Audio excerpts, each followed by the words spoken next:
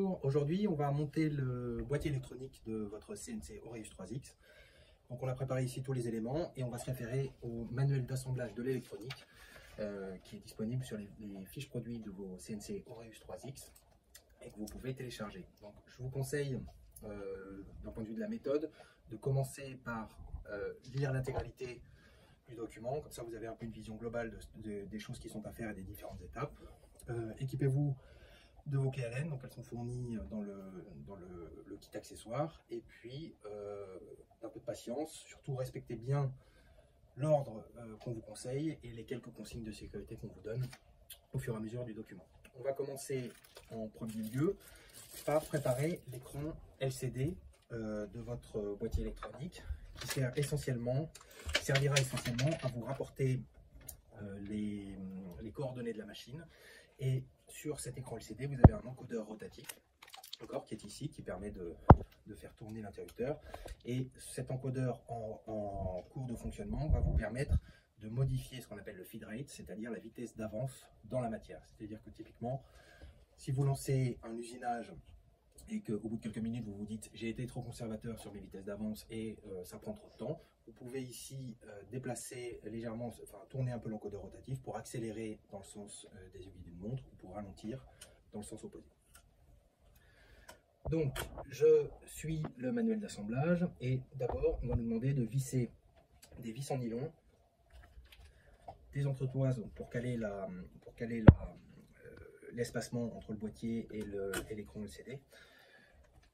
Alors, avant de faire ça, avant de suivre l'étape A, c'est-à-dire assemblage du support de l'écran, je vais préparer mes petites vis. Et avant de le faire, je vais faire une chose que je peux vous conseiller aussi, qui est sur ces écrans, donc qui sont des écrans très standards, présents sur notamment toutes les imprimantes 3D, il y a des soudures et on voit ici, au niveau de l'écran, on a des pattes en acier qui dépassent pas mal. Alors j'aime bien, moi, pour éviter tout risque de court-circuit, j'aime bien raccourcir systématiquement à l'aide d'une pince coupante les pins, donc il y en a 16.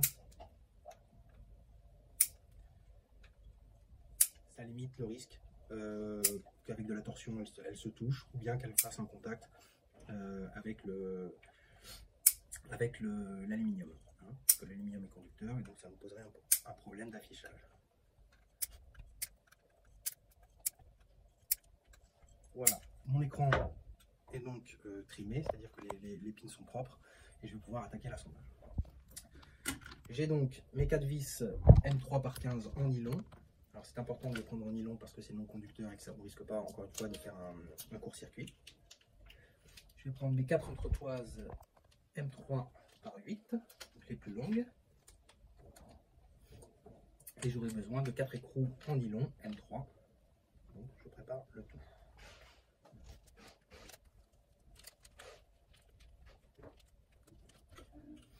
Alors, la façon de monter, c'est donc de présenter les 4 vis dans les perçages de coin.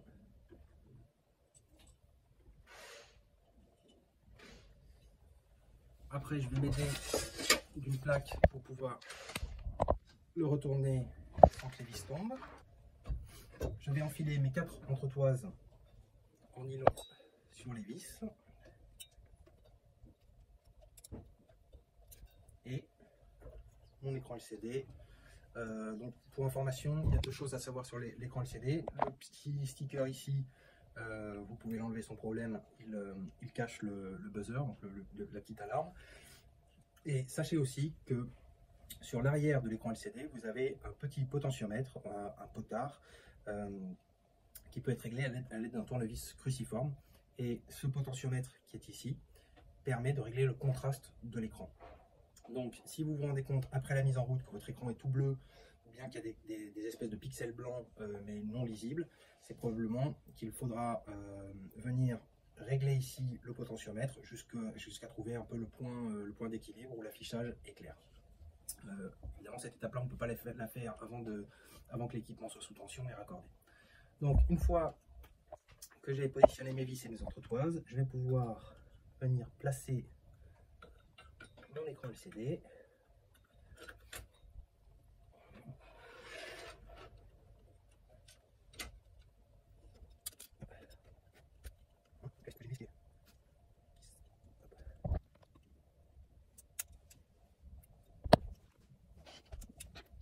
Voilà.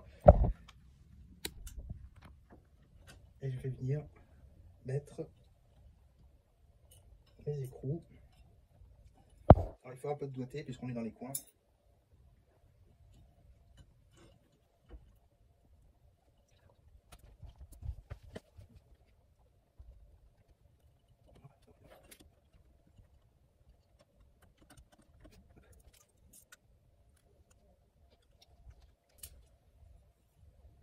Donc une fois qu'on a monté l'écran dans son boîtier, on va pouvoir fixer le boîtier de l'écran à la plaque supérieure de l'électronique.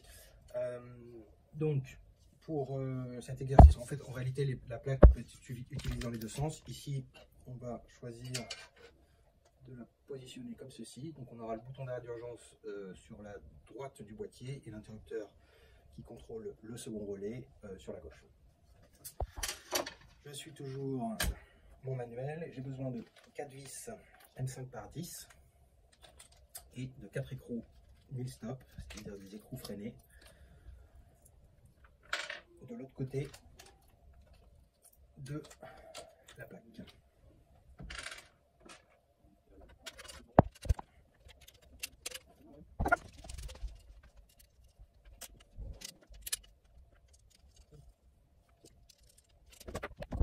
Donc je bloque les contre-écrous avec une pince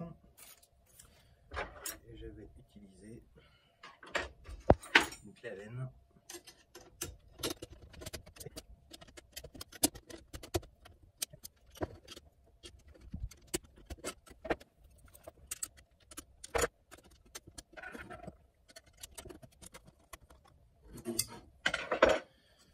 Une fois que l'écran LCD est installé, on va pouvoir prémonter le bouton d'arrêt d'urgence ainsi que l'interrupteur on-off qui contrôle le second relais.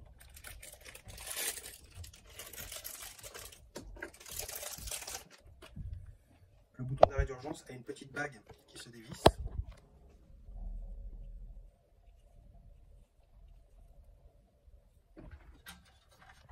On met donc par le dessus et on revisse la bague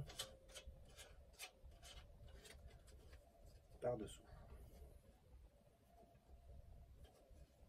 Ensuite la deuxième partie qui est la partie interrupteur du bouton d'arrêt d'urgence qui va venir se clipser dessus.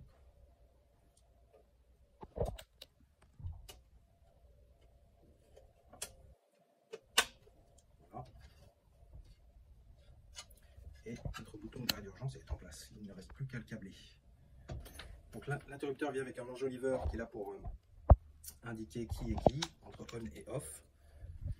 Vous avez sur la façade un détrompeur, ici qui est le petit retour autour du cercle, donc qui vous permet de bien positionner l'interrupteur. Il n'y a finalement pas de façon de le positionner. Ça correspond avec une indentation qu'il y a sur le filetage de l'interrupteur et qu'on doit donc faire matcher ceci. Ensuite on va venir mettre là l'enjoliveur on-off et on peut terminer par le serrage de l'écrou.